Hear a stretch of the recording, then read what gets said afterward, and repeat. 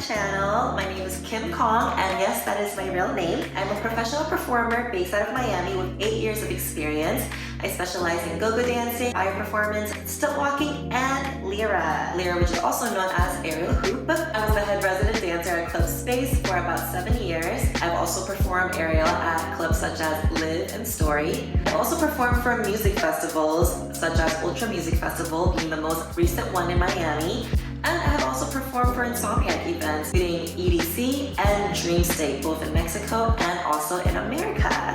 I teach people how to pursue their dreams of being a performance artist so that they can create the desired life they want to live and make money doing what they love, performing on stage. I am here to tell you how to get started on being a performer. So this is part 1 of your performance journey. Step 1 of being a performer is remove all mental energy blocks. Any negative beliefs that you have about yourself, get it out. You don't need it. If you're thinking that you're not tall enough, too late to start, or that you're not talented enough, or that you don't have the body type, get that shit out of your head right now, because I am telling you, none of that matters. There is a market for every single person out there, and anyone can be a performer. You are an amazing human being who is absolutely talented, and you're capable of crushing all your goals of being a performer. So surrender all your beliefs. That is your mantra when you meditate. Please, seriously, write that down somewhere. Put it on your bathroom mirror or something. Look at that every day until you fully step into the belief and the power that, yeah, I can do this. Now, when it comes to skills, remember that part of your job as a performer is to constantly be refining your skills. If you want to be a go-go dancer, take heels dance classes. When you take heels dance classes, 1, they're going to teach you how to walk in heels. 2, they're going to teach you how to build your confidence dancing in heels. And they're going to teach you how to dance in heels. You're going to learn dynamic dance moves in heels. Now, some cities may not require heels for go-go dancing. Major big cities, I know, such as New York, Miami, Vegas, they do require you to dance in heels. So I highly recommend for anyone who wants to get into go-go dancing, please take dance classes in heels and get comfortable dancing in heels. Whatever it is that you want to pursue, make sure you are consistently taking classes in it. For example, if you want to be an aerialist, look for aerial studios around your cities. Google up circus school, aerial studios. Make sure you don't get confused with yoga aerial studios for circus aerial studios, because that's a common thing that happens as well. Train about 3 times a week. Well, at least aim for 3 times a week. But don't be so hard on yourself either, because if you're constantly putting in your head, I need to train 5 days a week, then guess what? When you don't hit that 5 days a week training, you're gonna get really frustrated with yourself. Aim for something in the middle so that you still aim for the highest, but if you hit the lowest, that's okay. Don't be so hard on yourself. Make sure you're taking classes from a professional, and make sure you're committing yourself to joining open gyms to continue practicing what you learned in class. You're really gonna learn the most when you can book a private with a professional. If you want to be a fire performer or a stilt walker, take classes, and take these classes on a weekly basis. I'm not saying you have to take all of these things at once, but focus on 1 or 2 if your schedule allows you to, and take them weekly consistently as you're growing. If you're looking for fire classes, sometimes there are professionals who travel from city to city teaching workshops. So you can Google fire performing workshop, fire dancing workshop, fire eating workshop. Look up fire dancers in your own city and send them a message asking if they know about any workshops coming soon, or any group teaching classes, or asking for a private even if you can. Also, please remember, if you are practicing fire, always practice with a safety, especially when you're first starting. Okay, let's talk about height and body diversity. Now, I don't want you to feel that just because you feel that you are not model height, quote unquote. For example, if you're shorter than 5'7", don't feel like you're incapable of getting booked. And that also goes the same for curvy body types. These variables are all dependent on the client, the venue, and your city. There is a job for each individual body type and individual height. Be fooled by girls who may look tall in photos, and you think that a certain entertainment company or a certain venue only hires tall girls. No, some girls just look tall. For example, I'm 5'5", but a lot of people don't think I'm 5'5", especially when I'm wearing 6-inch heels go-go dancing in Miami.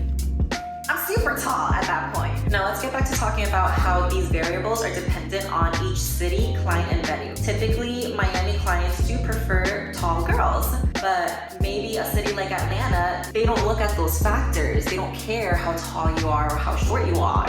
They just want a really high energy performance dancer. Now let's talk about slender figures and curvy figures. For example, Latin clubs or bars are generally want the curvy Latina figure, which is really good if you have lots of thighs. High-end bottle service venue like Live in Miami, they're gonna want the slender body type. That's just what the client wants. That is something that is not controllable. It's an uncontrolled factor for us, but don't get discouraged by that because that has nothing to do with you. It has all the things to do with what the client likes and what they want. So the job of an entertainment company or whoever is hiring you is to fulfill that client's needs. And that's okay. There's another client out there with another fantastic party that you can work. Now there's also different festivals that have a preference in body type. For example, Ultra Music Festival, they prefer slender body types.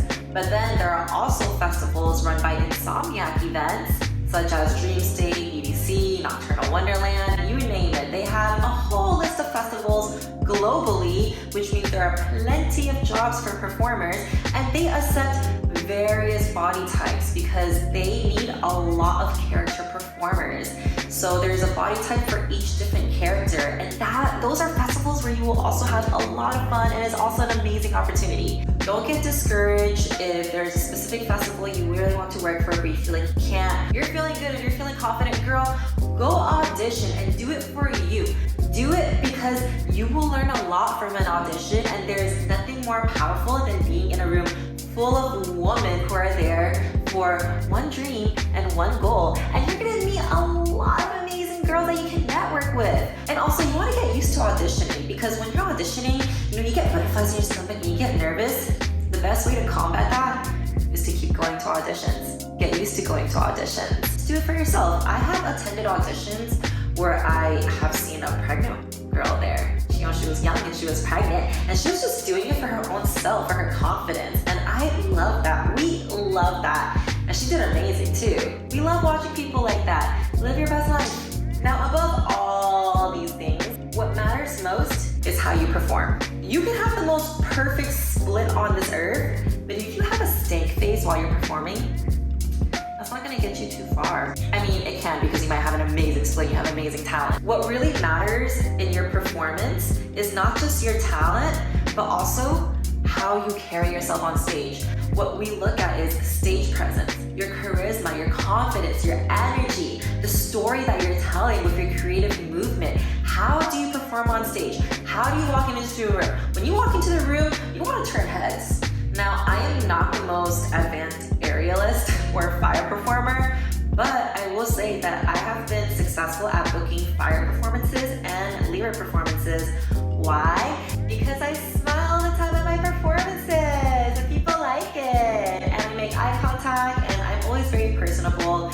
I will say that my personality and my stage presence has gotten me far in my work because there are many other performers out there I see where I'm like, whoa, they are absolutely amazing. Don't let your level of skill hold you back from applying for a booking. You also want to focus on how you perform and the presence that you carry on stage. People look at that, and the presence that you carry on stage is what's gonna make you an alluring performer that also makes people want to continue booking you. Thank you guys so much for watching. That was part 1 on how to get started on being a performer. There will be a part 2, so make sure you subscribe and that you stay in the loop for when that video gets posted. I will also be launching a performer course in January. If you're interested in that, please DM me and follow me on all my social channels. My username is Ms.KimKong on all of them.